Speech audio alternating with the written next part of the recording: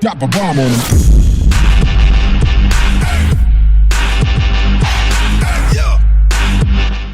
Hi, my name's Daddy, and I play Clash of Clans sometimes, and I am most definitely not a cut pusher. As you guys know, I'm a farmer. I've been farming now for 4 years. Actually, 4 years on April the 2nd. I started, April 2nd, 2012, I started the game, and I started off pushing actually, but I wasn't very good at it. Anyway, so that was back in 2012. It's a bit different, whole different game now. Anyway, so I maxed out the base until they came out with the Archer Tower upgrades. Of course, because there's always something new, keep the carrot just a bit away from your nose. And I figured, well, look, as I'm kind of got, well, nothing much else to do, I might as well just go up slowly. And little did I know that I would eventually, you know, it's like an addiction really, you know, you just keep pushing and keep pushing and keep pushing. And I got myself into Titans, and I thought, okay, let's get to Titan 2. Then the clouds started coming around about Titan 2. And then it started to get really, really tough around about Titan 1. And I've got to say, I thought, well, you know, let's go to Legends. But Legends now is not nearly as hard as it was when it first came out, because we've got the Village Guard, we've got a guaranteed 4 hours of play, or 3 or 4 hours of play. And it's just so much more comfortable now to get up there. So I figured, well, let's just keep going, really. And like Forrest Gump, I just ran and ran and ran. And I've been using a combination of the bowler strategy that I showed in the last video, but the miners. Okay, so I'm not really advertising the use of miners because they are insanely overpowered. My miners, you can see, it's level 2. Level 2 miners, I'm pushing to Legends. So what you do with the miners is you're going to drop a few tanks, really, at the start. Then you drop the miners in not too wide a circle, wider patch. You're trying to get to that Eagle Artillery first. The only time you don't try and get to the Eagle Artillery first is when it's one of those bases where they put all the high hit point buildings like storages, for example, around that area. That time you go north, you go onto the other side first.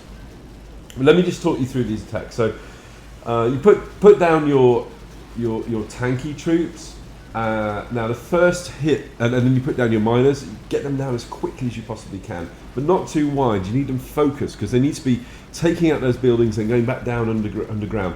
Remember, heal works on them underground. So yeah, so basically putting down your tanky troops and your heroes, you're then allowing the Eagle Artillery to make a first bombardment, because that doesn't normally, you know, take much off your miners, because they're underground, or they're under heal. Pop 2 heal down, allow them to creep over the Eagle Artillery, then pop the Guardian, the Grand Guardian's protection, so that it can sort of really give them enough time to take out the Eagle Artillery. And then it's just pathing, putting the 2 remaining heal in the path.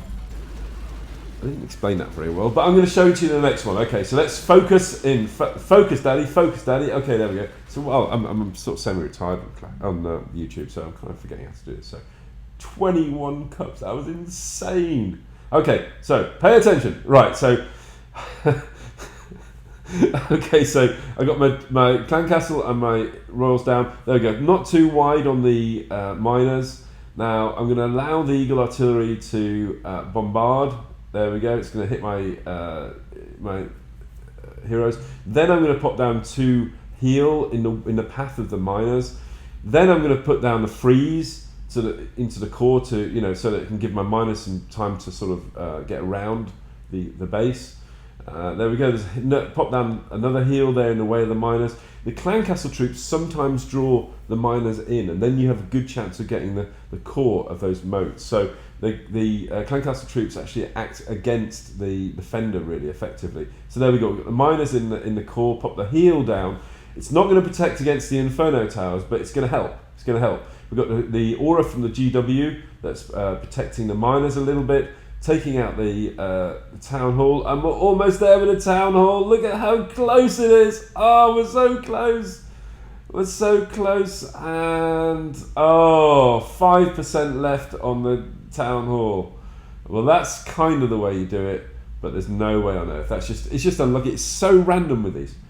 So this next raid is the raid that I did to get to Legends.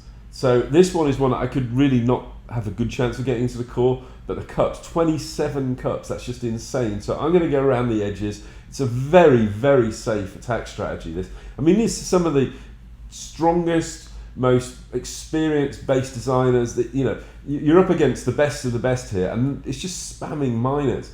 I really wouldn't recommend it as a strategy for those who like their skill, but yeah, whatever. Anyway, it got me up there, so there you go. So I'm just really working the miners around the sides there. They're out of any particular defensive buildings, really. It's just dead simple, really, around the side. There we go, 45%. I've got both abilities left on the king and the queen.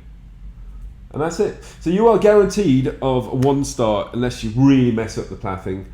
Sometimes you randomly get a 3-star, as you've seen. And you know what? I've been using them for a week now, and I have no idea how. It's just so random.